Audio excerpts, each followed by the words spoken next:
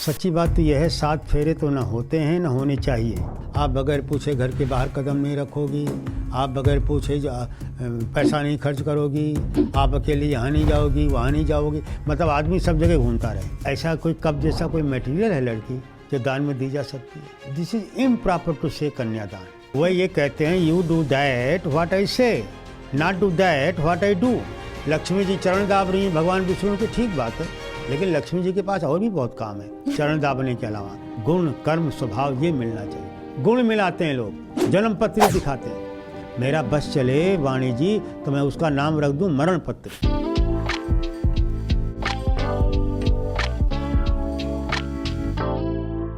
Welcome, Pandit ji. Welcome to After Hours Season 4, powered by PassPass. Among us today is my very, very favorite and special आचार्य विद्या प्रसाद मिश्रा जी। तो आने के लिए बहुत बहुत शुक्रिया। मैं बहुत एक्साइटेड हूँ आपसे बहुत सारी बातें आज करने के लिए। धन्यवाद, मेरी भी अभिलाषा थी, इससे कुछ ज्ञानवर्धन होगा। धन्यवाद आमंत्रण के लिए। Thank you. मैं बताना चाहती हूँ सबको कि आचार्य विद्या प्रसाद मिश्रा जी मतलब एक रिनाउंड स्कॉलर हैं and we are going to sort of have a chat with him about some of the things that I am very intrigued by. So thank you so much आने के लिए। मुझे ऐसा लगता है कि you are giving me undeserved love and respect। ऐसा कुछ नहीं है, आपने अवसर दिया, you gave me an opportunity, मैं आपका आभार व्यक्त करता हूँ। धन्यवाद वाणी। The pleasure is all mine। हमारी ना टीम में बहुत सारी लड़कियां हैं और हम एक दूसरे से बहुत सारी टॉपिक्स के बारे में बात करते रहते हैं। बहुत अच्छा। चाहे वो पूजा हो, चाहे वो रिचुअल्स हो, सब अलग अलग फेथ से आते हैं।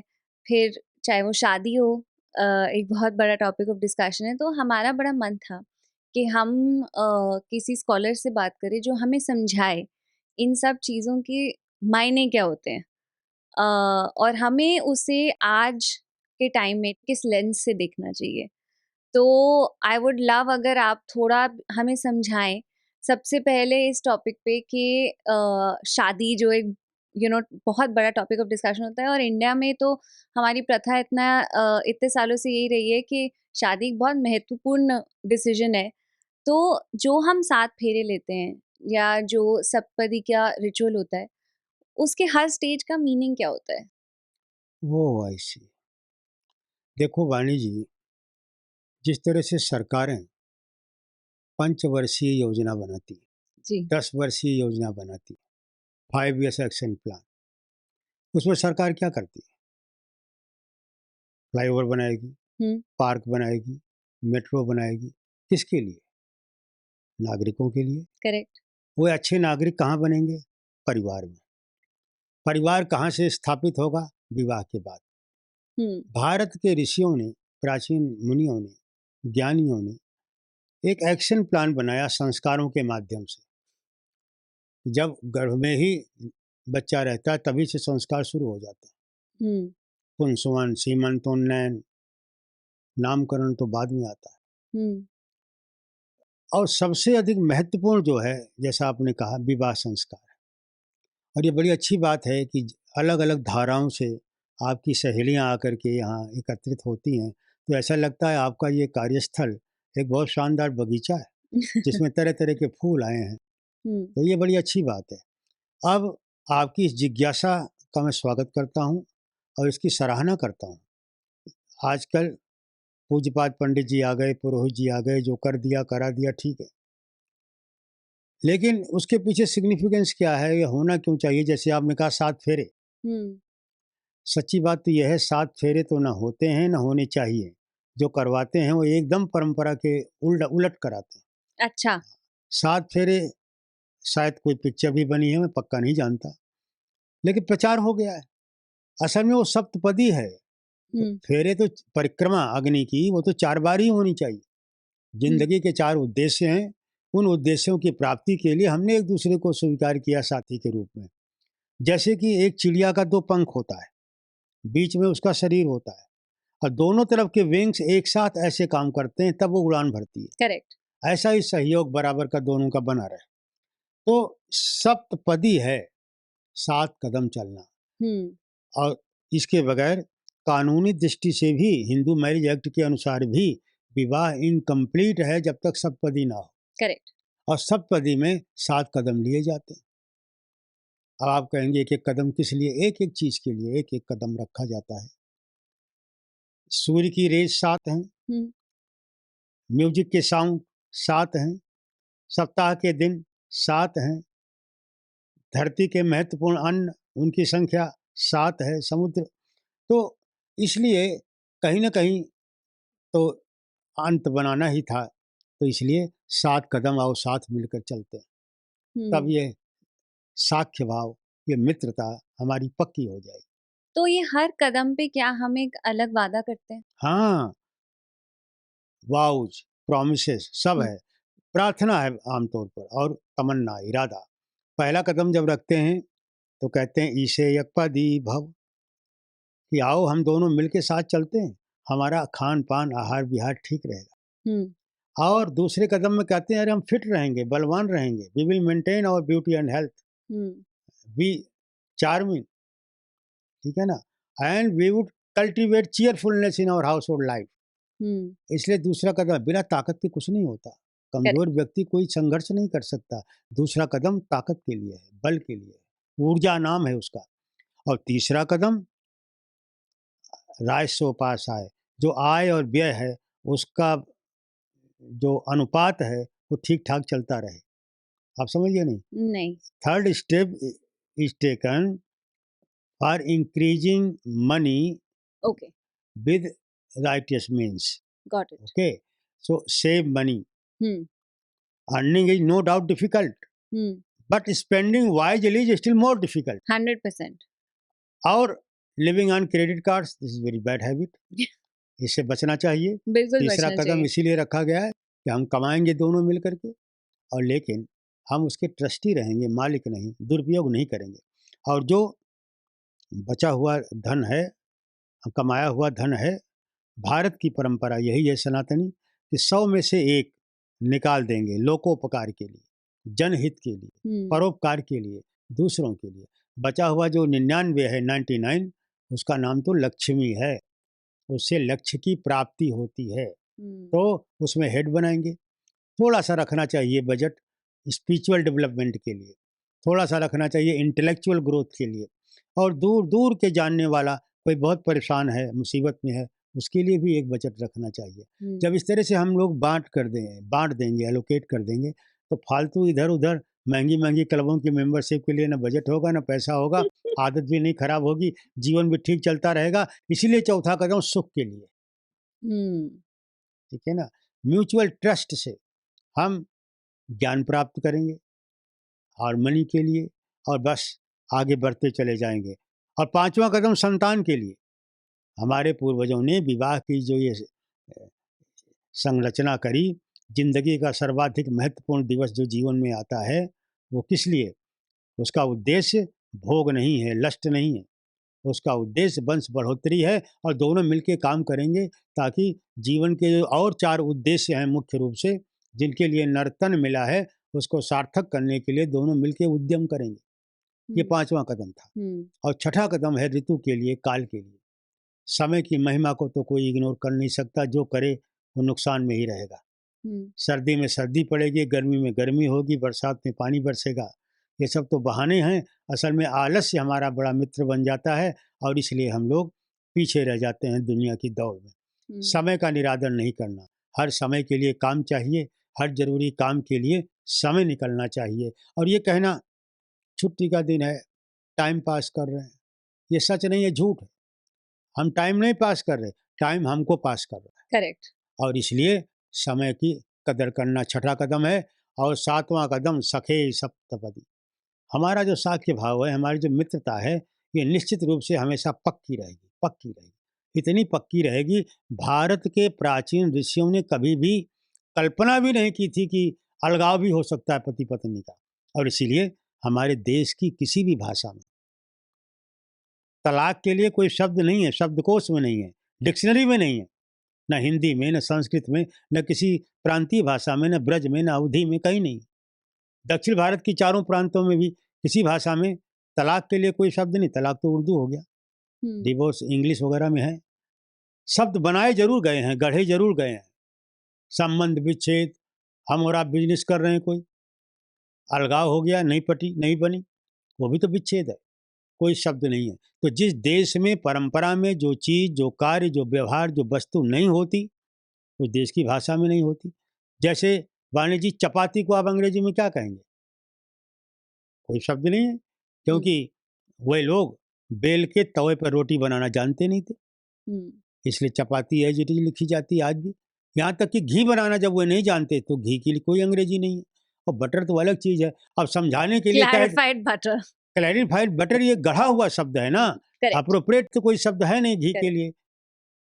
ठीक है, आपके यहाँ ताला के लिए कोई भाषा में शब्द नहीं, आपके देश में इतनी ईमानदारी थी, ठीक है ना, और लोग प्रिपेयर्ड थे सेक्रीफाइस करने के लिए। किसके लिए? सोसाइटी के लिए, देश के लिए, परिवार के लिए। ईमानदारी कूट कूट कर भरी हुई थी। ताला लगता ही नहीं था, ताला था ही नहीं, तो हमारी भाषा में नहीं है। पर गढ़ा तो जाएगा, बनाया तो जाएगा, या दूसरी भाषाओं के शब्द आ जाएंगे, मिल जाएंगे। तो ये 7 कदम रख लिए जाते हैं साथ साथ, इसको सप्तपदी बोलते हैं। और उसके बाद विवाह पक्का, कंजुगल लाइफ शुरू। और फिर ये नहीं भूलना चाहिए, जिसको स्वीकार किया उसके प्लस माइनस पॉइंट्स के साथ स्वीकार किया। तो जब हम जीवन साथी का चयन करते हैं तो हमारी परंपरा में सबसे पहले होता है रोका।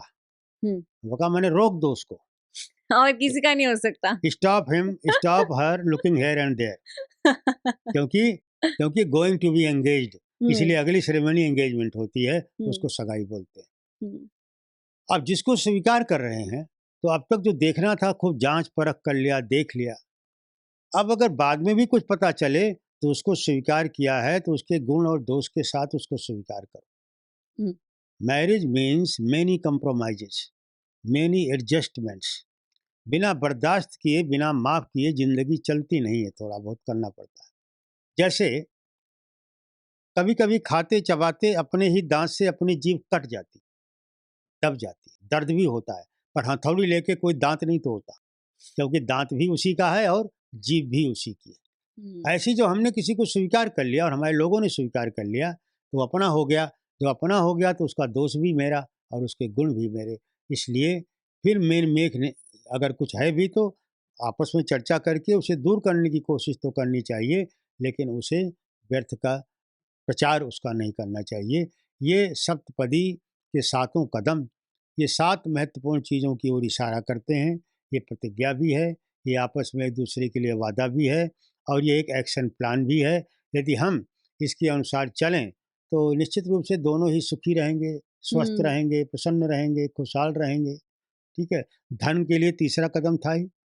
आज की दुनिया में तो बहुत सारे लोग धर्म की क्षेत्र में जो कार्य कर रहे हैं वो कहते हैं धन की निंदा मत करो, जबकि वेदों में एक जगह नहीं, सैकड़ों जगह प्रार्थनाएं की गई हैं, हे प्रभु हम धन के, संपत्ति के, ऐश्वर्यों के खूब स्वामी बने। वयम श्याम पतयो रहीणाम, वेद में प्रार्थना, हे प्रभु हम सारे ऐश्वर्य के स्वामी बने, मालिक बने।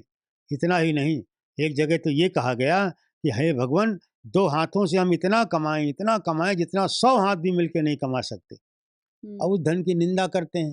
अरे भाई, धन के बिना तो निधन होता है, अर्थ के बिना सब व्यर्थ होता है। मनी मेक्स मेयर गो। इसीलिए बहुत प्रैक्टिकल है वैदिक सनातन परंपरा, उसको अंधविश्वासियों ने समेट दिया है, उल्टी राह पर चलाने की कोशिश की है। उसके पीछे कोई स्वार्थ होगा, कोई उनका अपना उद्देश्य होगा, वो मैं नहीं जानता। पर ये जितने भी लोग प्रचार कर रहे हैं कि आपको धन के पीछे नहीं भागना चाहिए, इनकी तो खुद की बहुत बड़ी बड़ी गाड़ी है। ऐसा है, वो ये कहते हैं you do that what I say, not do that what I do. उनकी कथनी और करनी एक समान नहीं होती है। करेक्ट। वो दुनिया को बरगला के, बहका करके धन के पीछे मत भागो, अपना मकान, दुकान, फैक्ट्री सब बेच दो, हमारे आश्रम में आ जाओ।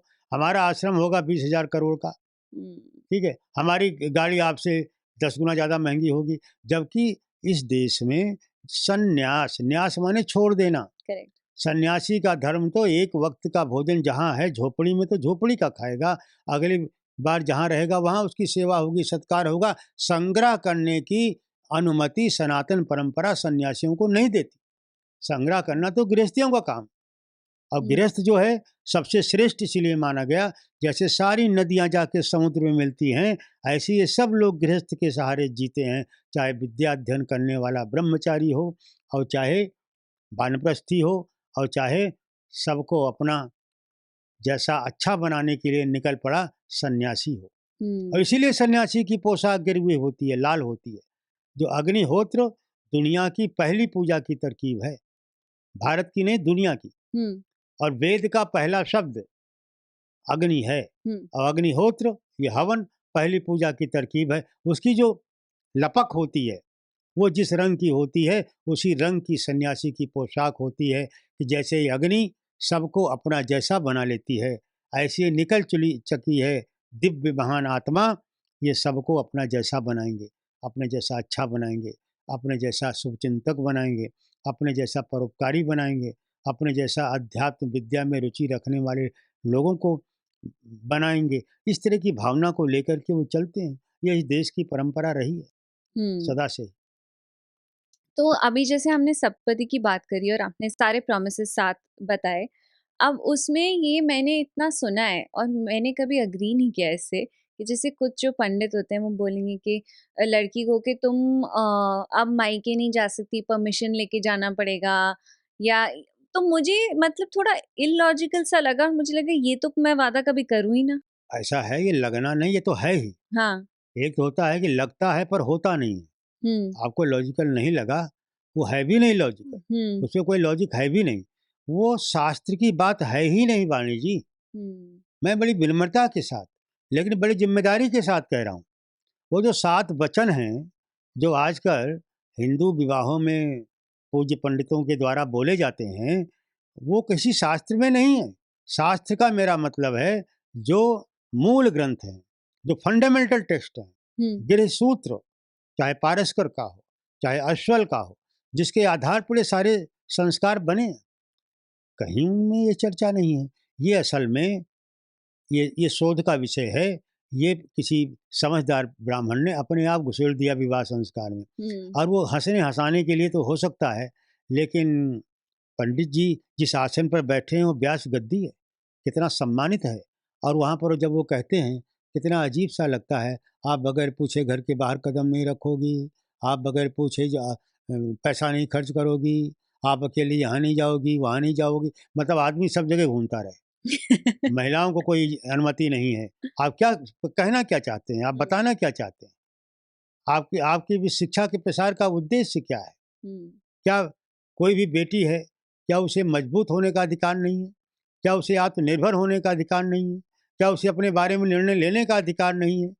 ये किस तरह की गुलामी हम लोग परोक्ष रूप में इनडायरेक्टली परोस रहे हैं। ये ठीक नहीं है, ये शास्त्र विरुद्ध है, और इसमें नारी जाति की अवमानना है। ये चीज़ें तब शुरू हुई हैं जब देश गुलाम हुआ। एक ऐसी संस्कृति को मानने और जानने वाले लोग हमारे शासक रहे, जिनमें जो ये मानते हैं कि महिलाओं में आत्मा नहीं होती। अब इससे ज़्यादा बुरा और क्या होगा? महिलाओं में आत्मा नहीं होती, ये भोग की सामग्री है, इन्हें शिक्षा का कोई अधिकार नहीं है। ये उस तरह की संस्कृति का प्रभाव था कुछ ना कुछ कहीं ना कहीं, और इसलिए इस तरह की बातें कही जाती। इतना ही नहीं वाणी जी, होता ये है, ये जो विवाह इंस्टीट्यूशन है, इसकी शुरुआत में ही पंडित जी कहेंगे वर को बुलाओ।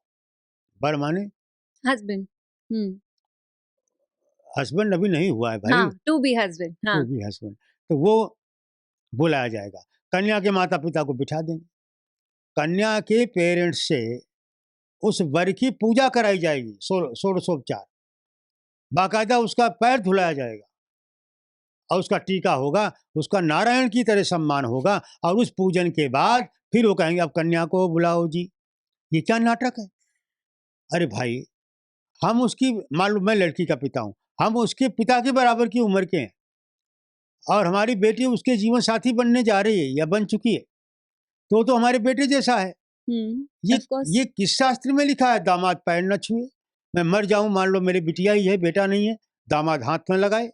ये रिवाज पूरे हिंदू संसार में चल रहा है। मैं बहुत ही दुखी होता हूं ये देख करके कि हे भगवान, मेरे देश में जहाँ पर तर्क संगत हर काम होता था, जहाँ पर बिना बुद्धि बिना विचार के कोई काम नहीं होता था, वहाँ पर आप किस तरह का पाखंड और किस तरह का पक्षपात एक जाति के साथ, नारी जाति के साथ हो रहा है, जो अक्षम्य अपराध है। इसी अपराध, और ये अपराध बोध किसी को हो नहीं रहा। दिखा देंगे कि चरण दाब रही है, लक्ष्मी जी चरण दाब रही हैं भगवान विष्णु के, ठीक बात है, लेकिन लक्ष्मी जी के पास और भी बहुत काम है चरण दाबने के अलावा। इसलिए उसको दिखा के ये क्या कहना चाहते हो आप कि घर की लक्ष्मी तो है, लेकिन ये सब ठीक नहीं। और फिर बेटी की शादी करनी हो, लड़के वालों से पूछो। मैं थ्योरी की बात नहीं कर रहा, थ्योरी में तो है नहीं, प्रैक्टिस में क्या हो रहा है आज। लड़के वालों से पूछ के जगह तय करो, लड़के वालों से पूछ करके मेनू फाइनलाइज करो, फिर लड़के वालों से पूछ करके ये करो वो करो, है ना, दुनिया भर की। मैरिज प्रैक्टिस में इंडिया में तो कोई इक्वालिटी है ही नहीं पंडित जी। बहुत बुरा हाल है। आप देखिए ना, सब कुछ दे रहा है और लड़की भी विदा करेगा वही, और देने वाले को छोटा समझा जा रहा है। देने वाला बड़ा होता है कि लेने वाला? जिसका हाथ ऐसे वो बड़ा है, जिसका हाथ ऐसे वो बड़ा है। इसीलिए मैं कहता हूँ, भारत का गौरवशाली इतिहास, हमारी सनातन परंपरा इस बात का साक्षी है। महाराज जनक बड़े हैं क्योंकि वो दे रहे हैं, महाराज दशरथ तो छोटे हैं क्योंकि वो ले रहे हैं। ठीक है, लेने वाला छोटा होता है हमेशा। अब ये रिवर्स गियर चल रहा है, परिवर्तन होना चाहिए, क्रांति होनी चाहिए, सुधार होना चाहिए। ठीक है, और दूसरे इसके साथ जुड़ी हुई एक बात और है, मुहूर्त वाली। वो 3 बजे का मुहूर्त निकाल देंगे, जब ड्रिंक हो जाएगा, डांस हो जाएगा, थक जाएंगे, नींद आने लगेगी, तब कहीं एक पंडित जी महाराज विराजमान होंगे और फिर कहा जाएगा जल्दी करो जी, थक गए हैं, ठंड लग रही है, गर्मी लग रही है। ये कौन सी पूजा है? खाने पीने के बाद रात को तो चोर जागता है, रात को चौकीदार जागता है, रात को डॉक्टर जागता है, रात को मरीज जागता है। ये बढ़िया काम, क्या सूर्य कभी अस्त होता है? नहीं होता ना। धरती कभी घूमना बंद करती है? नहीं ना। लूप डप 1 मिनट में 72 बार दिल की धड़कन कभी कैजुअल लीव लेती है क्या? नहीं ना। तो ये माफ करना, ये छोटी मुंह बहुत बड़ी बात मैं कहने जा रहा हूँ आपके चैनल के माध्यम से। ये मुहूर्त की विद्या इस देश का सर्वनाश करेगी। ये पाखंड के अलावा, अंधविश्वास के अलावा और कुछ भी नहीं। क्या बना कोविड-19 में जो लाखों मुहूर्त निकाले गए थे? क्यों सारे इवेंट्स कैंसिल किए और पोस्टपोन किए? मुहूर्त तो निकाला गया था, बढ़िया बताया गया था कि अच्छा हुआ, समय अच्छा है। गुरु ने, नानक जी ने सुधार किया, हम बहुत अप्रिशिएट करते हैं, आभार मानते हैं, आदर करते हैं। छुट्टी वाले दिन करो, दिन में करो। दक्षिण भारत के लोग अच्छे हैं, हम उनकी सराहना करते हैं, सवेरे सवेरे करो। आनंद का कार्य, बढ़िया काम, ठीक है, परमात्मा की पूजा का काम। 2 लोगों ने निश्चय किया है जिंदगी में एक दूसरे के साथ रहने का, तभी तो जयमाला पिन्हा रहे हैं। ये टर्म बड़ा कीमती है, जय माला, बर माला, बर माने श्रेष्ठ और सिलेक्टेड, और जय माने विजय, victory, garland of victory, both won the hearts of each other. Wow, that's so beautiful actually. चाहे आप बड़े से बड़े देश का राष्ट्रपति माला पिन्हाए, क्या मजाल कोई उसको जयमाला कह दे? जयमाला तो वही होगी ना जो विशेष तौर पर, विशेष अवसर के लिए बनाई गई और विशेष लोगों ने एक दूसरे को पिन्हाई। इतना ही नहीं, जिस जगह पर ये सारा संस्कार, ये कर्म कांड यज्ञ आदि होता है, उसको बोलते हैं वेदी। वहाँ पर वेद के अनुसार ही कुछ होना चाहिए, लेकिन नहीं, वहाँ तो 7 वचन आ जाएंगे। वो किस वेद में लिखा हुआ है भाई? अगर कहीं लिखा हुआ है दिखाओ। वहाँ पर ये आ जाएगा, ये दे दो, वो दे दो, ये दान कर दो, वो दान कर दो। तो आय का साधन बन जाए वो अच्छी बात है। मैं इस हक में हूँ कि संस्कार कराने के लिए विद्वान आए, उनका खूब सम्मान होना चाहिए। उन्हें गाय भी दान में मिलनी चाहिए, लेकिन गौ दान की जगह पर रुपया दान नहीं होना चाहिए। अगर गाय पालने की जगह उनके पास नहीं है तो यूं ही कह देंगे 21,000 दो गौ दान के नाम पर, तो गाय कहाँ है? नाम झूठ बोल रहे हो। कह रहे हो गौदान करो, ले रहे हो रुपया और पूजा करते हुए झूठ बोल रहे हो। मैं एक बात पूछता हूँ अपने मित्रों से, अपने भाइयों से, कहता हूँ मेरे भाई साहब एक चीज़ बताओ, आप ईश्वर का नाम लेकर अध्यात्म का प्रसार करते हो, कर्मकांड कराते हो घरों में, एक चीज़ बताओ, ईश्वर है? है। सब जगह है। जो आपको मिलना है कोई रोक सकता है? नहीं ना, वो मिलना ही मिलना है। अच्छा, जो आपको नहीं मिल सकता कोई दे सकता है? नहीं। तब फिर क्यों मांगते हो? तो अध्यात्म को, पूजा पाठ को क्यों बदनाम करते हो? ठीक है, श्रद्धा से अपना काम करो, लोग अपना काम करेंगे, देखना आनंद आएगा, इसका स्वरूप ही बदल जाएगा। तो इस तरह से ये जो विवाह विशेष रूप से बहन करना, बहुत अच्छे गजब के तौर तरीकों से ज़िंदगी गुजारना, ये एक ज़िंदगी का ज़बरदस्त मोड़ होता है। और इसमें गुण, कर्म, स्वभाव ये मिलना चाहिए। गुण मिलाते हैं लोग, जन्म पत्री दिखाते हैं। मेरा बस चले वाणी जी तो मैं उसका नाम रख दूं मरण पत्री। तो जन्म पत्री क्या है? गुण देखो, 28 गुण मिल रहे हैं, फिर भी अनबन होती है। मैं नाम नहीं ले रहा जानबूझ के, एक बहुत बड़े एस्ट्रोलॉजर, एक यूनिवर्सिटी में ज्योतिष विभाग के अध्यक्ष, उनकी बिटिया जब विधवा हुई तो बहुत दिनों के बाद मैंने हाथ जोड़ के विनम्रतापूर्वक मुंह सुखा के उनसे पूछा, डॉक्टर साहब क्या हुआ, मिलाई नहीं थी क्या? भाई साहब 10 बार मिलाई, लेकिन क्या करें, वही है सोई जो राम रचि राखा। मैंने कहा जब वही है सोई जो राम रचि राखा, तो आप लोग ये देख करके क्यों कहते हो ठीक नहीं है, ये गलत है? ऐसा क्या है? अरे उनको देखने दो, उनको एक दूसरे के क्वालिटीज मिलनी चाहिए, एक दूसरे का रूप रंग मिलना चाहिए, एक दूसरे की एजुकेशन मिलनी चाहिए, एक दूसरे की रुचि पसंद आदत मिलनी चाहिए, ये है असली गुण। इसका मिलान करके विवाह होना चाहिए। दुनिया के और देश नहीं है क्या, वो जन्मपत्री देख के विवाह करते हैं? तो फिर उनके बच्चे नहीं होते कि उनका घर नहीं बनता? क्या खामियां हैं उनमें? सही बात है। और हम कितने देशों से पीछे हैं, ये ठीक है। हमारे राजनीतिक लोग आज देश को आगे ले जाने की कोशिश कर रहे हैं और देश आगे जा भी रहा है, लेकिन फिर भी हम सैकड़ों देशों से पीछे हैं। दुनिया की दौड़ में हम पीछे हैं, जो कभी दुनिया में सबसे आगे थे। तो पीछे रहने के ये सब कारण हैं, इन कारणों को हमें दूर करना चाहिए, विवाह जैसे पवित्र बंधन को, और इसको बहुत सादा बनाना चाहिए। बहुत खर्चीला बना दिया है हमने, इतना खर्चीला बना दिया है कि दिखावा दिखावा दिखावा।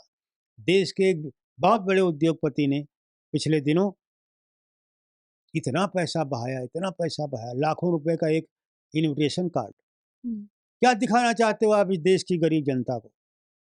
यथा राजा तथा प्रजा, जो अमीर और राजा लोग करेंगे वही नकल होगी, और घर बेच करके कर्ज लेकर के लोग करेंगे, जितना औकात नहीं वो भी करेंगे।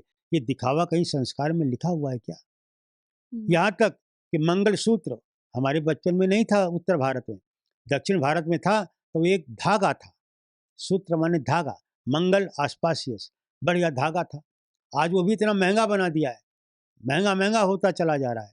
तो धन की बदौलत पूजा नहीं होती। पूजा में कहीं नहीं लिखा हुआ कि ये चीज़ इतनी महंगी होनी ही चाहिए।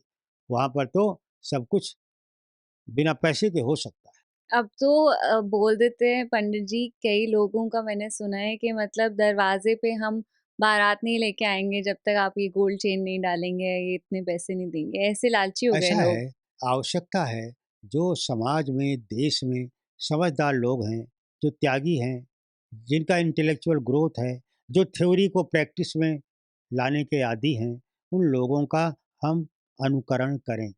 मैं एक अपने बहुत समृद्ध व्यक्ति को जानता था, बहुत ही उनके नज़दीक था, बहुत गरीबी से उठे हुए और बाद में बहुत अमीर हो गए। तो उनकी पुत्री का विवाह था, तय हो गया, एक पैसा भी दहेज नहीं लूँगा। अमेरिका से लेके अफ़गानिस्तान तक हर महत्वपूर्ण व्यक्ति उनको सम्मान की दृष्टि से देखता था, ठीक है? उनकी शादी थी। नाचने वालों में माननीय अटल और सेठ और न जाने कितने महत्वपूर्ण लोग, पंडित प्रकाश भी, सबसे बड़े पार्लियामेंटेरियन हिंदुस्तान के, ये सब लोग थे। तय हो गया था दहेज नहीं लेना। जिनके घर बारात आ रही थी, वो दिल्ली के समृद्ध व्यक्ति थे, लाला रामेश्वर दास गुप्ता, आज दुनिया में नहीं है। और उन्होंने चांदी का एक-एक गिलास, जितने बाराती हैं उससे 10-20 गिलास फालतू, कि सबको हम उपहार में यही दे देंगे, ये तो दहेज में नहीं आएगा।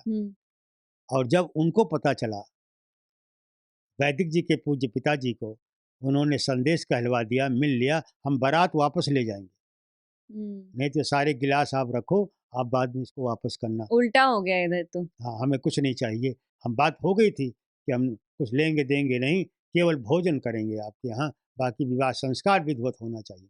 देखो वाणी जी, मैं आपको नई बात बता रहा हूँ, आपके लिए है पुरानी लेकिन लगेगी आपको नई। मान लीजिए हम और कोई व्यक्ति एक साथ हैं, एक किसी कॉमन फ्रेंड्स के यहाँ कोई शादी है और वो गया, हम नहीं जा पाए। अगले दिन मैंने पूछा, क्यों भाई गए थे, शादी कैसे रही? तो कहेगा, भाई साहब बहुत धूमधाम से हुई। कहेगा ना। करेक्ट। अब धूमधाम का मतलब आप क्या समझते हैं? खर्चा। हैं? खर्चा। खर्चा नहीं। देखो, धूमधाम का मतलब है बहुत प्रकार का ड्रिंक था, बहुत तरह की डांस हुए, बहुत तरह के स्वीट डिश रहे, बहुत अच्छी डेकोरेशन रही और बहुत लोग आए थे, फिल्म के लोग आए, पॉलिटिक्स के फील्ड के लोग आए, बढ़िया था। लेकिन ये शब्द का अर्थ नहीं है जो बोला जा रहा है, उसके अर्थ को ही नहीं समझा जा रहा है। देखो भारत की भारतीयता कैसे इसमें संपृक्त है, कैसे इसमें घुसी हुई है। बहुत धूमधाम से हुआ। आप डिक्शनरी देख लें, धूम माने धुआं और धाम माने चारों धाम, तीर्थ। इतना बढ़िया यज्ञ हुआ, इतना अच्छा उसका सुगंधित धुआं निकला कि वो तो धाम बन गया, वो तो तीर्थ बन गया। ऐसा सुंदर संस्कार हुआ। जो भी इनवाइटीज होते हैं किस लिए होते हैं? लिफाफा फेंकने देने के लिए, वहाँ खाने के लिए, गप्पा मारने के लिए नहीं। जो वहाँ आ रहे हैं वही उस अवसर को महत्वपूर्ण बनाने के लिए, विवाह के साक्षी विटनेस बनने के लिए और वर वधू को आशीर्वाद देने के लिए आते हैं। लेकिन इन सब चीज़ों से जो उद्देश्य था, इससे तो आज के बारात में आने वाले लोगों का कोई दूर का भी नाता नहीं रह गया है। बिल्कुल। जो असली चीज़ है वो गौण हो गई और जो गौण है वो असली हो गई, और इसीलिए हमारा दुख बढ़ता चला जा रहा है, दुख बढ़ता चला जा रहा है। अच्छी भली लड़की होती है, सुंदर श्रेष्ठ लड़का होता है, वर वधू की आपस में बातचीत भी हो गई है, दोनों एक दूसरे को पसंद भी करते हैं, और वो पंडित जी महाराज कहते हैं नहीं बनेगी, गुण नहीं मिलते। बेचारे माता पिता डर जाते हैं। अब डर तो जिंदगी में हर कदम पर है, पैदा होते ही डर होता है, जिएगा कि नहीं जिएगा।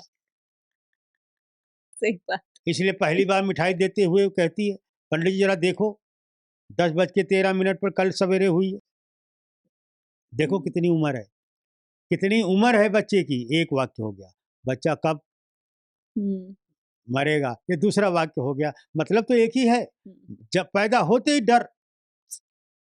स्कूल में टेस्ट दिया, डर, पता नहीं दाखिला होगा कि नहीं होगा। इम्तहान दिए, डर, पता नहीं निकलेगा कि नहीं निकलेगा। आगे पढ़ लिख लिए, चलो कहीं प्लेसमेंट होनी है, आप जैसी अच्छी कंपनी में आके इंटरव्यू दिया, पता नहीं सिलेक्शन होगा कि नहीं। उसके बाद फिर शुरुआत होती है ज़िंदगी के मोड़ की। लड़का है तो लड़की देखो, लड़की है तो लड़का देखो। देखने में ही डर, पता नहीं पसंद आएगा कि नहीं, पसंद आएगा कि नहीं। और पसंद भी आ गया, शादी भी हो गई, पता नहीं निभेगी कि नहीं। निभ भी गई, साल 2 साल बीता, फिर नाना और दादा को चिंता, पता नहीं संतान होगी कि नहीं। एक चिंता थोड़ी, हर कदम पर डर है। लेकिन जो लोग परमात्मा पर पूरा विश्वास रखते हैं, firm faith in God, he alone will guide us, one who holds his hands always wins in the struggle of life. परमात्मा पर अकाट्य विश्वास और अंधविश्वास को एकदम खारिज करो, सफलताएं चरण चूमेंगी, दुनिया में देश विश्व गुरु बनेगा। बिल्कुल। You know we become, as you said, God fearing and not God loving. हमें हर चीज में अब सुपरस्टिशन दिखता है। मंदिर जा रहे हैं तो काली बिल्ली ने रास्ता काट लिया तो उसमें सुपरस्टिशन दिखता है। देखो ऐसा है, इनके पीछे अज्ञानता है। ज्ञान वो नहीं है जो आप यूनिवर्सिटीज में लेते हो। Degree not judgement of qualification. अगर आपके अंदर डर बैठा हुआ है, वहम बैठा हुआ है, शंकाएं बैठी हुई हैं। बड़े बड़े मैंने अच्छे पढ़े लिखे लोगों को देखा है, गाड़ी चला रहे हैं, बिल्ली चली गई, रास्ता काट दिया बिल्ली ने, रुक जाओ कोई और पहले चला जाए, मतलब बुरा होगा तो किसी और का पहले हो जाए। बेकार की बातें हैं। सड़क है, उसमें कुत्ता जाएगा, बिल्ली जाएगी, सांप जाएगा, गाय जाएगी, भैंस जाएगी, उसमें रुकने का क्या मतलब है? कहाँ का विज्ञान है उसमें?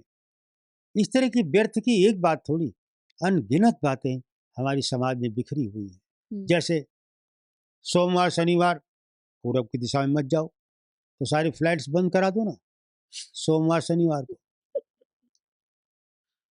बृहस्पतिवार को दक्षिण दिशा में मत जाओ, ये पुजारी पंडित जी बताते हैं। क्यों न जाओ भाई? दक्षिण दिशा में जितनी भी ट्रेन जाती हैं, जितने भी फ्लाइट्स जाती हैं, सबको बंद कराओ। यहाँ तक अब तो बहुत सुधार हो गया, समुद्र पार जाना पाप है। इस देश के लोगों ने ऐसा पाखंड फैलाया था।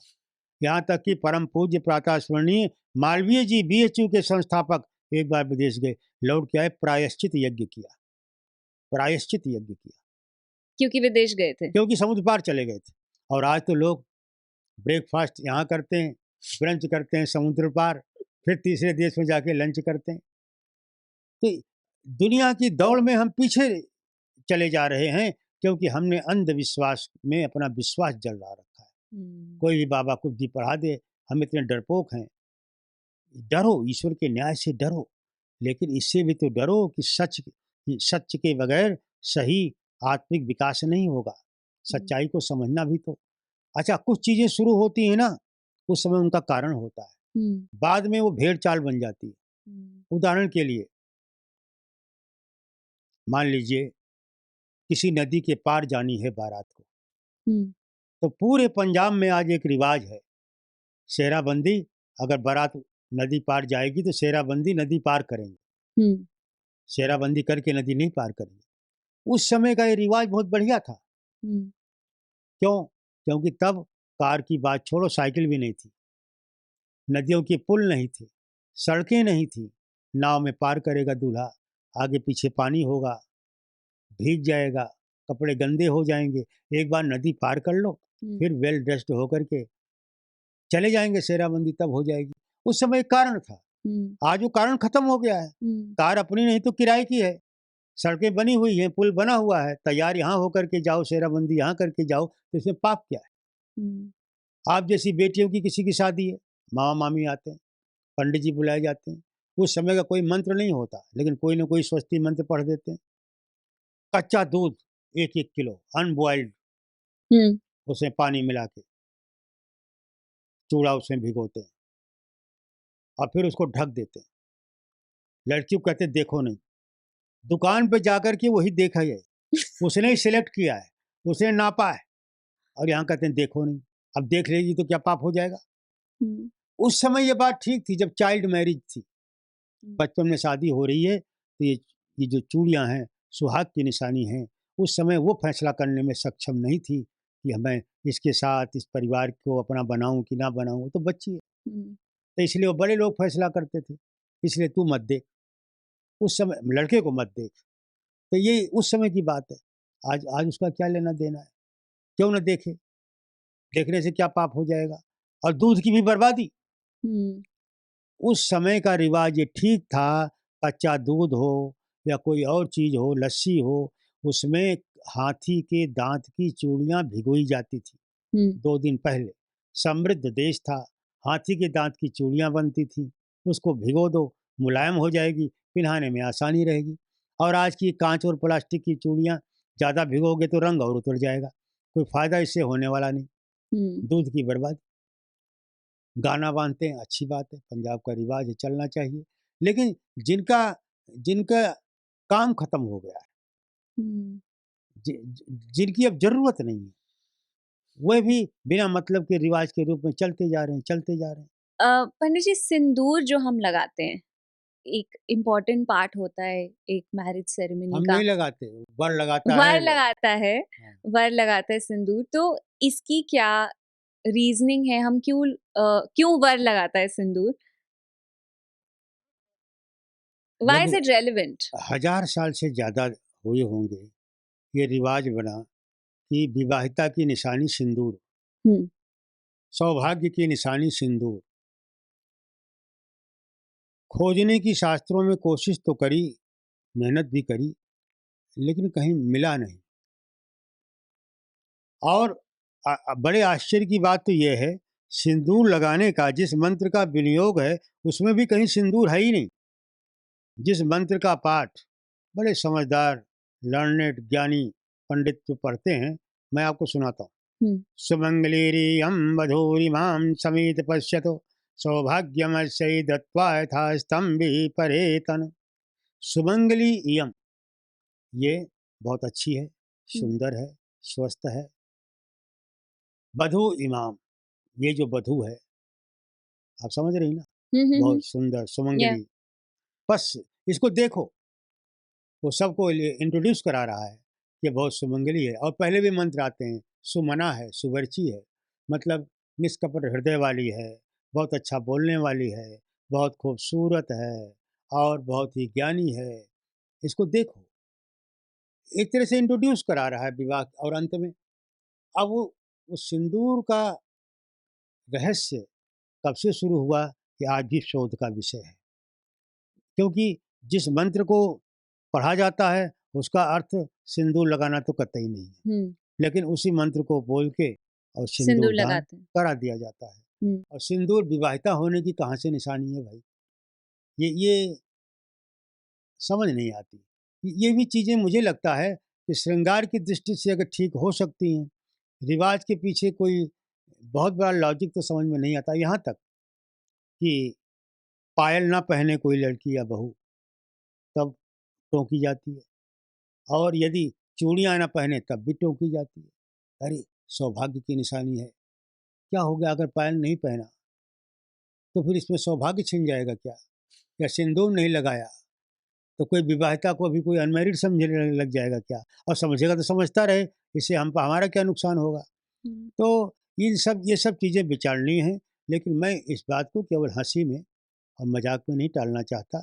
ईमानदारी से हमने कोशिश करी, पर हमारी जिज्ञासा शांत नहीं हुई। आग ज्यों की त्यों लगी हुई है, जिज्ञासा बनी हुई है। ये एक अनबूझ पहेली की तरह कि आखिर इस सिंदूर का तो वो मंत्र में कहीं अर्थ भी नहीं है, और ये क्यों लगा देते हैं। अनेक प्रकार हैं इसके लगाने के, कहीं पर बहन लगवाती है, कहीं पर जो है कोई, कहीं पर कोई, वो अलग विषय है, लेकिन लगाता तो वर ही है।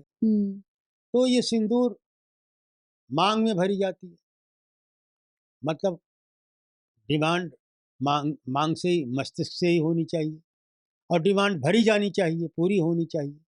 हो सकता है इसका कुछ इस तरह का आशा हो, नहीं तो मस्तक पर ही क्यों सिंदूर लगाया जाए, कहीं और भी लगा दिया जाता, हाथ में इधर या कहीं भी। ये रिवाज मस्तक पर शायद इसीलिए बना होगा कि जो मांग है, जो इच्छाएं हैं, जो रिक्वायरमेंट्स हैं, जो चेरिश ड्रीम्स हैं, वो वही पूरी होती हैं जो बुद्धि के अनुसार होती हैं। इसीलिए मांग मांग करने वाली जगह मस्तिष्क के ऊपर भरी जाती है। लेकिन इस रिवाज में कोई बहुत बड़ा विज्ञान दिखाई नहीं देता है। और आप ये नोटिस करेंगे कि ये सारे जो मार्कर्स ऑफ मैरिज होते हैं, चाहे वो जैसे आपने बोला पायल, चूड़ियाँ, सिंदूर, ये सब, वो ये एक ही जेंडर कर रहा है। दूसरे को ये बताने की ज़रूरत नहीं है कि उनकी शादी हुई है कि नहीं। बिल्कुल, ये ज़रूरत भी उनकी नहीं है। आस्क नहीं है। नहीं, ज़रूरत नहीं है। हाँ। ज़रूरत नहीं है कि विवाहित है कि अविवाहित है, दूसरे का क्या मतलब है, तो हमें पता है हम विवाहित है कि नहीं। दूसरे लोग जाने दिखाएँ, इसका मतलब क्या? गुलामी के दिनों में हुआ ये, जब चाइल्ड मैरिज शुरू हुई, मालूम है क्यों? इसलिए कि 6-7 साल की बच्चियों का विवाह कर देते थे। यहाँ तक श्लोक गढ़ लिए वाणी जी पंडितों ने, अष्टवर्षा भवेद गौरी, 8 साल की उम्र में शादी कर दो तो समझो गौरी है। और यदि कुछ दिन बीत जाएं, कुछ साल बीत जाएं, तो नरक हो जाएगा, रजस्वा होने से पहले ही इसका विवाह कर दो, तब बहुत अमृत होगा। ये सब अपराध क्यों शुरू हुए? क्योंकि देश गुलाम था और अत्याचार हो रहे थे, बहन बेटियों को छीना झपटा जा रहा था। मोटा मोटा सिंदूर देख करके उसको कहते थे कन्या नहीं, औरत है, औरों में रत हो चुकी है, इसको छोड़ दो, एग्जम्पशन दे दो। और कुछ बस में था नहीं, तो बुजुर्गों ने क्या किया हमारे, उन्होंने चाइल्ड मैरिज अपना लिया। 5 साल, 6 साल में, 7 साल में विवाह कर दिया, 9 साल में, 11 साल बाद विदाई करें। 9 साल 11 साल बाद उसको बोलते थे गौना। उसका नाम है गौना, दोबारा भेजना। पहले तो कभी कहीं नहीं, तो शादी हो गई बस। तो कई तो बगैर गए हुए ही विधवा हो जाती थी। और उनके लिए फिर क्या और दूसरा अंधविश्वास कि विधवा विवाह को पाप बता दिया। विधवाएं क्या करें? 18-20 साल की लड़कियां विधवा होकर कहाँ जाएं? वृंदावन में एक जगह बनाई हुई है, वो भ्रष्टाचार का अड्डा फिर बन गया। मैं बड़ी विनम्रता के साथ हाथ जोड़ के ये कहना चाहता हूँ कि हिंदू धर्म और समाज के लिए बहुत बड़ा कलंक है। नई उम्र की नवेली विधवाओं को वहाँ रखा जाता है, वो देवदासी बनती है, उसका नाम भक्ति से जोड़ दिया जाता है। वहाँ पर क्या होता होगा इसका अनुमान सहज ही लगाया जा सकता है। तो इन सब बुराइयों से हमको बचना होगा, देश को बचाना होगा, समाज को बचाना होगा, तभी कुछ बात बनेगी। अन्यथा ये पाप हमको कभी उभरने नहीं देगा। और तो 9 साल 11 साल बाद विदाई होगी, मोटा मोटा सिंदूर और रोज लगाएगी, ताकि देखने वाला अपराधी पापी सत्ता वाला वो ये समझे ये विवाहिता है। तभी से रिवाज बन गया, तभी बाल विवाह शुरू हुआ और तभी रात को विवाह शुरू हुआ, छुपके करने के लिए, चोरी से करने के लिए। इसीलिए दिल्ली एनसीआर में क्या है, मामा जी हाथ पकड़ के दुल्हन का मंडप में लेके आते हैं, तो मामा जी ही उठा के गोदी में लाया करते थे तब, जब बाल विवाह शुरू हुआ। तो ये रिवाज अभी भी जो का त्यों चल रहा है, दिल्ली के गांव में होता ही। तो कहीं ना कहीं अब इसकी कोई जरूरत नहीं है। पर बिना सिंदूर के आप कह रहे हैं कि विवाह संपन्न है? बिल्कुल, विवाह तो संपन्न है। विवाह तो गुण कर्म स्वभाव से संपन्न है। विवाह तो एक दूसरे को स्वीकार करें वर वधू तब संपन्न है। विवाह तो सप्तपदी हो तब संपन्न है। विवाह तो यज्ञ हो तब संपन्न है। ठीक है ना? विवाह तो दोनों का मन करे, दोनों तैयार हों तब संपन्न है। लेकिन एक दूसरे के लिए हो जाए, विवाह हो गया। अब सिंदूर लगा नहीं भी लगाते तो क्या विवाह नहीं होगा? सब लगाते हैं क्या? हाँ। सब तो प्रोमिसेस पढ़ते हैं और वो कहीं ना कहीं 90% वेद की बात होती है। इतनी क्लैरिटी जितनी हमारे संस्कार में है दुनिया के किसी रीति रिवाज में नहीं है। इतना रिलेवेंट भी है वो। देखिए, वर जो है वधु का एक जगह हाथ पकड़ता है। That part of ceremony is known as pani grahan. Pani means right hand, grahan grasping, hand grasping. पहले वाणी जी जब हम लोग निमंत्रण पत्र छपवाते थे विवाह का, तो लिखते थे हमारी पुत्री सो एंड सो का पाणी ग्रहण संस्कार। विवाह को पाणी ग्रहण बोलते हैं। वो पाणी ग्रहण क्यों? क्योंकि ये पाणी ग्रहण होता था। वो कहता था, वर कहता है किभणामिते सौभगत्वाय हस्तम मया पत्या जरदष्टि यथा सा। Dear, I hold your hand for prosperity, may we never separated and live together the whole life. और बड़ी इंटरेस्टिंग बात है, वो कहता है I will never conceal anything from you and you will be, I will मतलब you will be my only महिला मित्र। ठीक है, आज की भाषा में क्या बोलेंगे? गर्लफ्रेंड। तुम अकेलौती रहोगी मेरी। इससे ज्यादा क्लियर और क्या बात होगी? इससे ज्यादा अच्छाई और विवाह में क्या हो सकती है? वो घोषणा कर रहा है सरेआम कि तुम्हारे अलावा कोई इस रूप में मित्र नहीं होगा। जान पहचान होगी, लेन देन होगा, परिचय होगा, व्यापार होगा, लेकिन जिसे आप कलेजे की टुकड़ा कह सकते हैं स्पाउस के तौर पर, महिला मित्र के होने पर, मतलब वो the groom is bound to declare, announce you will be alone. क्या बात है! इस तरह की जहाँ पर क्लैरिटी हो, इस तरह की जहाँ पर अंडरस्टैंडिंग हो, इस तरह की जहाँ पर डिक्लेरेशन हो, ऐसे संस्कृति मानने जानने वाले लोगों को अगर कोई पिछलग्गू बनाए तो उसकी बुद्धि का दिवाला निकल रहा है। हाँ, हमारे अंधविश्वास ने हमको पीछे ढकेल दिया, उसकी जिम्मेदार हम खुद हैं। पंडित जी, कन्यादान का कोई रोल है अभी among many other things? ऐसा है वाणी जी कि बहुत ही आनंददायक जिज्ञासा आपके मस्तिष्क में उभरी है, मैं इसका स्वागत करता हूँ। दान शब्द का अर्थ होता है देना जी। ठीक है, उसके पहले आ लगाओ आदान, आदान प्रदान, देना और लेना, इसके बगैर जिंदगी नहीं चलती। करेक्ट। और भारत के प्राचीन ऋषियों ने एक परंपरा बनाई, कोई बड़ा काम करो तो उसके पहले एक गाय का दान कर दो। धरती, 3 माताओं की चर्चा है। एक तो धरती माता है, जो ये दे वो खाना चाहिए, जो ये दे वो पीना चाहिए। सारे फल यही देती है, पानी भी यही देती है, अनाज भी यही देती है। दूसरी माता है गौ माता और तीसरी है जन्म देने वाली माता। ठीक है, अब जहाँ तक इस दान का संबंध है, कन्यादान, अगर जमीन कोई दान में दे रहा है तो कहेंगे भूदान, सोना कोई दे रहा है स्वर्ण दान, ठीक है, कोई ज्ञान बांट रहा है विद्यादान, कन्यादान। आप मुझे कप दे रही हैं तो ये कप का दान हो गया, और अगर मैं इसको ले जाऊं, आपने दे दिया मुझे, तो मैं इसको चाहे फेंक दूं, चाहे तोड़ दूं, चाहे बेच दूं, दान दात्री डोनर उसके पास लौट के दोबारा कप आने वाला नहीं, क्योंकि दे दिया। क्या आप खुद ही विचार कीजिए, आप भी तो एक कन्या है, तो क्या ऐसा कोई कप जैसा कोई मटेरियल है लड़की जो दान में दी जा सकती है या देनी चाहिए? तो so far as I feel this is improper to say कन्यादान। कन्या कोई चीज नहीं है जो चैरिटी में दे दी जाए, दान में दे दी जाए। इनफैक्ट कन्या is going in marriage to become a strong bridge between two families. Frequently she comes, she goes.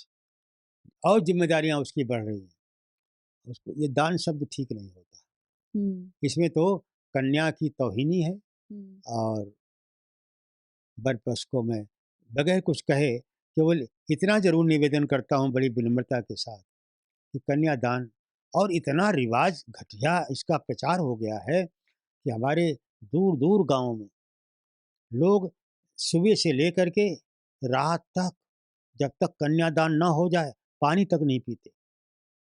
इसकी शुरुआत कहाँ से हुई थी कि भाई एक बड़ा काम आपने संजोया है, बड़े अतिथि आएंगे, बड़ा यज्ञ होगा, फोकस उस पर है, खाने पीने पर मौज मस्ती में ध्यान कम है। मतलब तो ये था, उसी को व्रत कहते हैं। व्रत का मतलब भूखा रहना नहीं, व्रत का मतलब एक जो आपका सपना है, एक जो नियम है, उसका पालन करना, व्रत माने नियम। लेकिन यहाँ व्रत है, क्यों व्रत है? क्योंकि कन्यादान करना है। तो सफर करें बेचारे पेरेंट्स उसके, इतने खर्च उठा के खाना भी ना खाएं। नहीं खाते, नहीं खाते बिटिया, आपको पता नहीं है। आज भी बिटिया के घर माता पिता जाते नहीं, जाते हैं तो पानी भी नहीं पीते, अपना अलग से इंतजाम करके जाते हैं। और कन्या को पराया धन समझना, ये कितना बड़ा अन्याय है, ये कितना बड़ा अनपार्डनेबल अपराध है। कन्या को पराया धन कहते हो, और बेटा पराया धन नहीं है क्या? बहू नहीं ले जाती बेटे को, तो बहू ले गई बेटे को, बिटिया ले गया दामाद, सारी पराया धन है। सच बात तो ये है, आत्मा न स्त्री होती है न पुरुष होता है, उसका कोई लिंग नहीं होता। तो लड़की और लड़के में भेद पैदा करना ये अक्षम्य अपराध है। कन्या कोई चीज़ नहीं जो दान में दी जाए, इसकी ये होना क्या है चाहिए और होता हो। शास्त्र क्या कहता है, परंपराएं क्या कहती हैं? देखो, एक तरफ से है प्रस्ताव, प्रपोजल, एक तरफ से है acceptance, and acceptance with the sense of gratitude. ये बात तो समझ में आती है, यही होना चाहिए। देखो, वेद में बहुत सुंदर मंत्र है, ऐसा उदाहरण, ऐसा एग्जाम्पल दुनिया के किसी लिटरेचर में आपको नहीं मिलेगा। ये ऋग्वेद का मंत्र है, उसमें कहा यह जाता है, दोनों की वाउज है, और उसमें कहा यह जाता है कि समंजंत विश्वे देवाः समय आपो हृदयानि नव। कितना सुंदर उदाहरण दिया गया कि हम दोनों तो ऐसे मिलेंगे और मिल रहे हैं, मिल चुके, जैसे एक जगह का पानी दूसरी जगह के पानी में मिल जाता है। Vani ji, you take a glass of water from here, other glass of water from any other country, mix it, any scientist of the world can not separate that mixed water in one. 100%। और चीजें अलगाई जा सकती हैं, दो अनाज मिला दो, rice and sugar mixed together can be separated very easily. Water and milk can be mixed together can be separated by keeping it on a fire. Yeah. When water feels unbearable heat of the fire, it leaves the company of the milk, like modern men and women. When they are put into the difficulties of household life, then what they do we all know. So, कितनी सुंदर प्रतिज्ञा है, हम दो मिले हुए पानी की तरह, we both will be peaceful, united, concord. इतनी शानदार प्रतिज्ञा जहाँ पर हो, और वहाँ दोनों एक दूसरे का साथ देने के लिए जहाँ तैयार हों, दोनों के दिल में दिमाग में जहाँ चेरिश ड्रीम्स हों, वहाँ पर इस तरह की बाउंड्रीज लगा दी जाए, एक को नीचा दिखाते हुए दूसरे को ऊंचा। तो सेवा करना, तुम ये करना, तुम वो करना, बगैर पूछे रुपया मत खर्च करना, बगैर पूछे। ठीक है, बड़े महंगे क्लब की मेंबरशिप लेनी हो तो सलाह किए बगैर नहीं जाएंगे। वो तो दोनों पार्टीज पे ले डिपेंडेंट है ना। नेचुरली या इट शुड बी या both. You know, household life is like a body of a bird. हम्म चिड़िया में शरीर बीच में होता है ना, हम्म दोनों तरफ के विंग्स होते हैं। हम्म एक पंखा हिले तो कभी उड़ेगी, दोनों पंख एक हम्म साथ काम करते हैं। This type of coordination hmm is essential in house hold life. ये होना चाहिए, तब चमक आती है, तब आभा आती है, तब बच्चे महान बनते हैं। और जहाँ पर मुंह लटके हुए होते हैं, जहाँ व्यंग बोले जाते हैं, जहाँ शाउटिंग्स होती हैं, जहाँ पर ऊंच नीच का भेदभाव होता है, जहाँ बहू को पराया धन समझा जाता है, जहाँ बेटियां पैदा होने पर ताने दिए जाते हैं, वो घर तो नरक है, नरक। ये तो आचार्य चाणक्य कहते हैं। और इसलिए वेद की वो लौटने की आवश्यकता है। जड़ों में पानी डालोगे, पत्ते अपने आप हरे हो जाएंगे।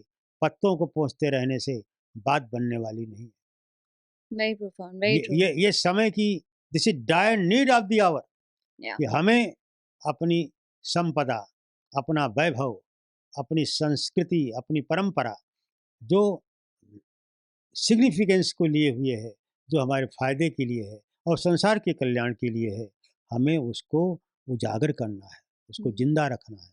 और जो बिना मतलब की चीज़ें हमने यूं ही अपना लिया है, उनको हमें छोड़ देना चाहिए। उनको छोड़ने में कोई झिझक नहीं करना चाहिए।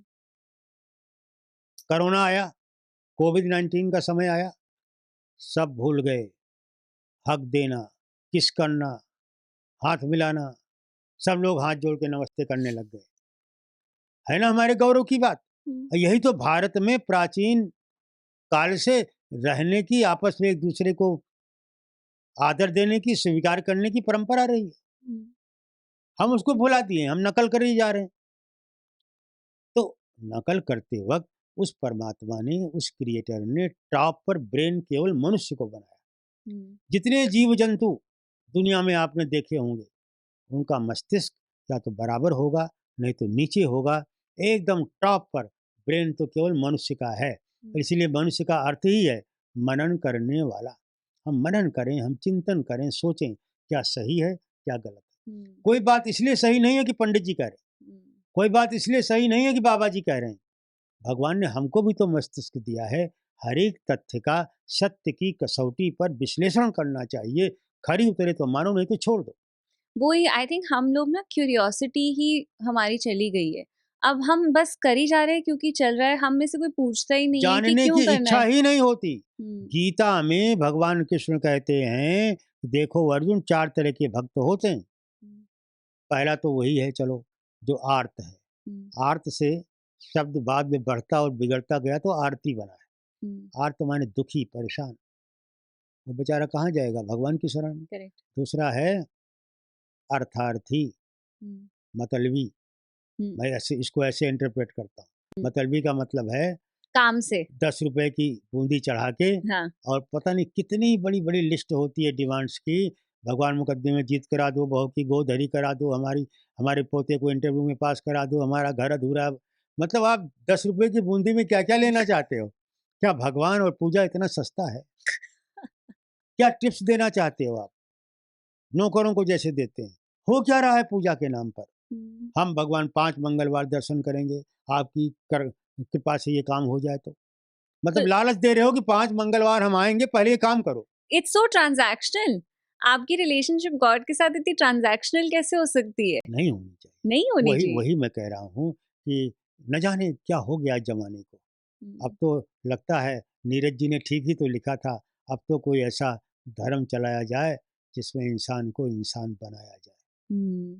इंसानियत का पाठ पढ़ाने की ज़रूरत है। और हम सभी लोग, जितने भी, कोई कहता है ये अच्छा है, कोई कहता है वो अच्छा है, सभी अपनी अपनी जगह पर फैनेटिक हो गए। सब ये मानते हैं हम ही अच्छा कह रहे हैं। अरे भाई, लोगों को निर्णय करने दो, अपनी बात कहो, जो बात सही है वो मानो, और जिस बात की सपोर्ट वेद करे। करेक्ट। क्योंकि दुनिया में सबसे पुराना ज्ञान का भंडार जो है वो तो वेद है। और वेद की बातें चाहे विज्ञान से टकराएं, चाहे लॉजिक से, चाहे सिग्निफिकेंस से, चाहे तर्क से, सब जगह वो खरी उतरेंगी।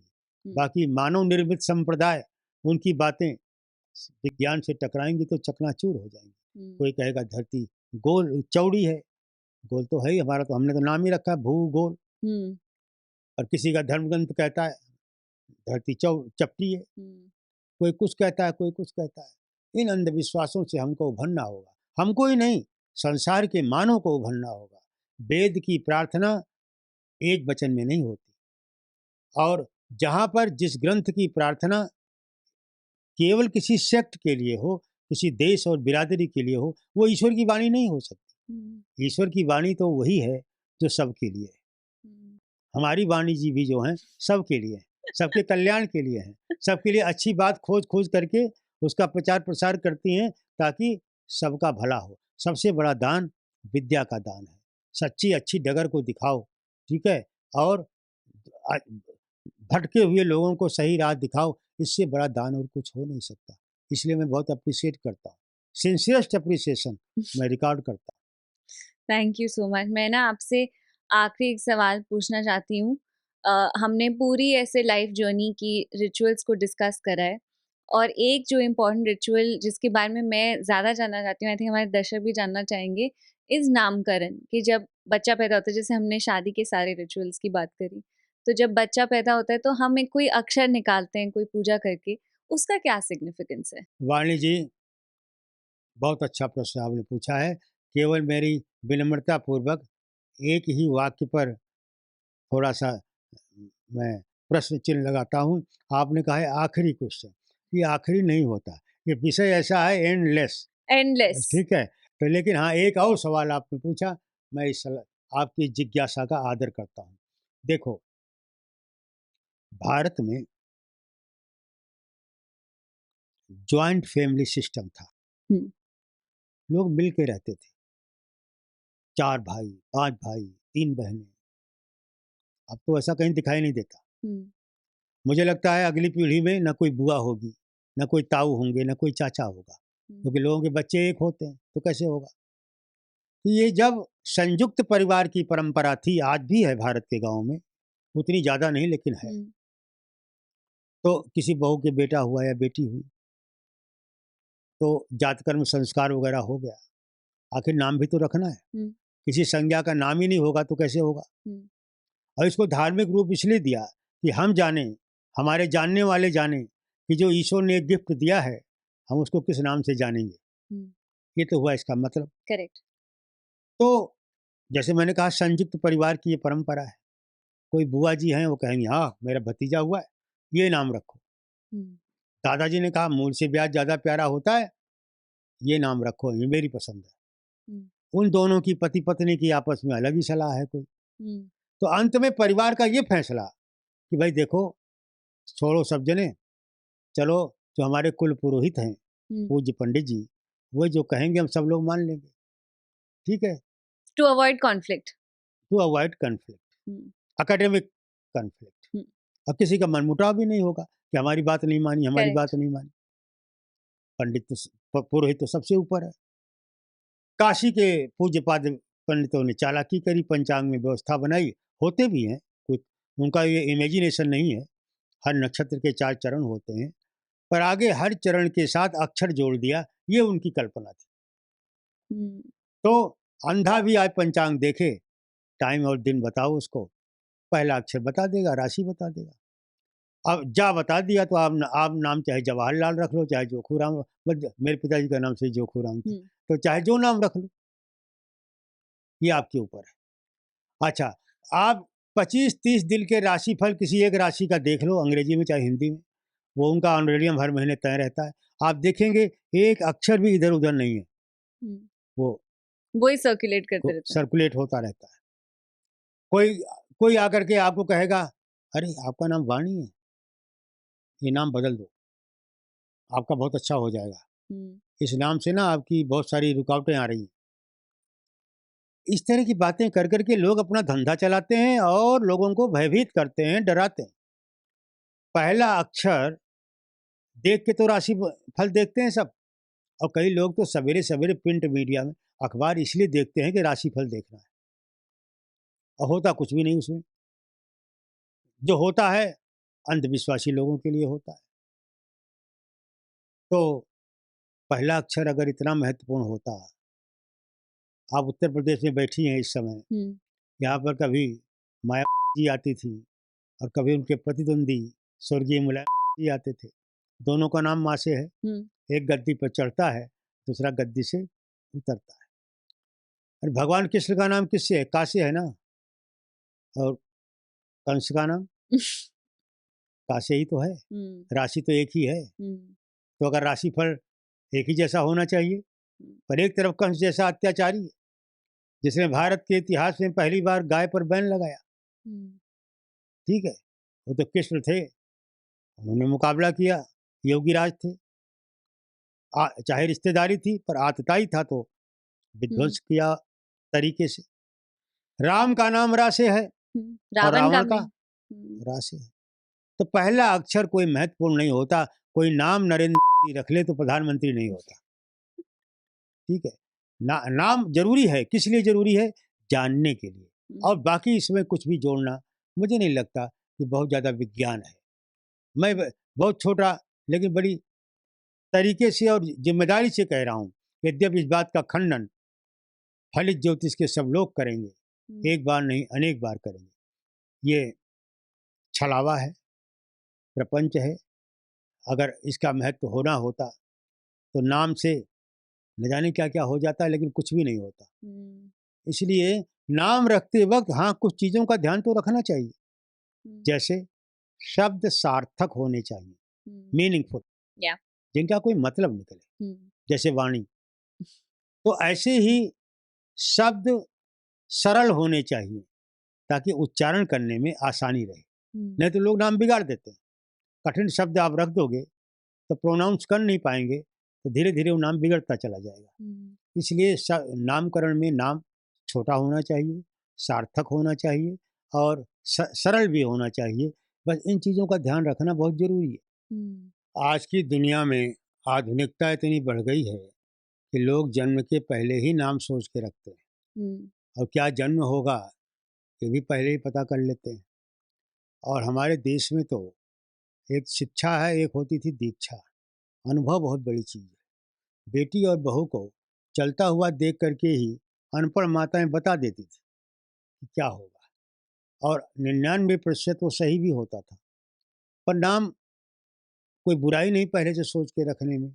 और इस नामकरण को संस्कारों की श्रृंखला में जगह मिली है। इसको धार्मिक पुट दिया गया, क्योंकि जो हमारे घर में नई आत्मा आई है और ये ईश्वर का एक तरह से उपहार है, तो हम इसको किस नाम से जानेंगे, कम से कम लोग जान जाएं, हमारे जानने वाले भी, कि किस नाम से हम इसको पुकारेंगे। पहले तो 48 संस्कार हुआ करते थे, बाद में काट छांट के 16 संस्कार रह गए। और आज की दुनिया में तो 16 संस्कार भी नहीं होते। नामकरण होते हैं, मुंडन। हाँ, मैंने देखा, आपको बड़ा अचंभा लगेगा, लड़कियों के मुंडन चुपचाप कर लेते हैं लोग कहीं ले जा करके। ये मैंने पंजाब में देखा, चुपचाप बगैर किसी को बताए। और लड़के का मुंडन कार्ड छपवाएंगे, पार्टी करेंगे, सेलिब्रेशंस के साथ करते हैं। ये कितना बड़ा पाप है, कितना बड़ा अन्याय है। इस तरह के पक्षपात भरी न जाने कितने रीति रिवाज हमारे समाज में चल रहे हैं। इन सबको समाप्त करके दुनिया की दौड़ में हमको आगे आना चाहिए। भारत की संस्कृति ये सीख हमको देती है। थैंक यू सो मच पंडित जी, आपने मेरे इतने सारे डाउट्स आज क्लियर करें। और मैं जब भी आपसे बात करती हूँ मैं इतना कुछ लेकर जाती हूँ आपसे, तो ये मेरा सौभाग्य है। एंड मेरी हमेशा बहुत ही, जैसे आपने बोला, जिज्ञासा रहती है। तो मेरा बहुत मन करता है कि मैं पूछती रहूं कि इसका क्या मतलब होता है, हम ये क्यों करते हैं। और आपका जो बहुत ही एक साइंटिफिक प्रोग्रेसिव टेक है on life and on spiritual life and on culture, वो मुझे कहीं नहीं देखने को मिला है। तो थैंक यू सो मच अपनी नॉलेज हम सबके साथ शेयर करने के लिए। और एज ऑलवेज मुझे बड़ा मज़ा आया आपसे बात करके, और मैं वेट करूँगी कि हम फिर से मिलें और मैं आपसे खूब सारे सवाल पूछूं। बहुत बढ़िया, बहुत बढ़िया।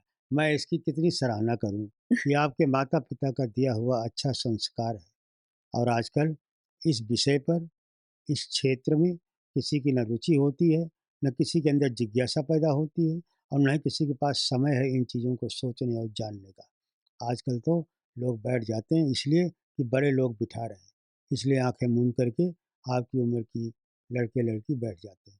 बाकी ना उनके अंदर कोई जानने की इच्छा होती है और ना ही बड़े बूढ़े भी अधिकांश न जनवाना ही चाहते हैं। तो आपके अंदर इन प्रश्नों के उत्तर को प्राप्त करने की जो ललक पैदा हुई, मैं इसके लिए आपके माता पिता को साधुवाद देता हूँ, बधाई देता हूँ और आपको शुभकामनाएं देते हुए यही याचना करता हूँ प्रभु से, दुनिया की सबसे बड़ी उस सुप्रीम पावर से, कि आप ये जिज्ञासा बढ़ती रहे, आप ज्ञानी बनती रहें और इस देश से और दुनिया से अज्ञानता को दूर करने में, अन्याय को मिटाने में, अभाव के समापन में आपकी महत्वपूर्ण भूमिका अदा हो सके। धन्यवाद। Thank you. This is improper to say कन्यादान। कन्या कोई चीज नहीं है जो चैरिटी में दे दी जाए, दान में दे दी जाए।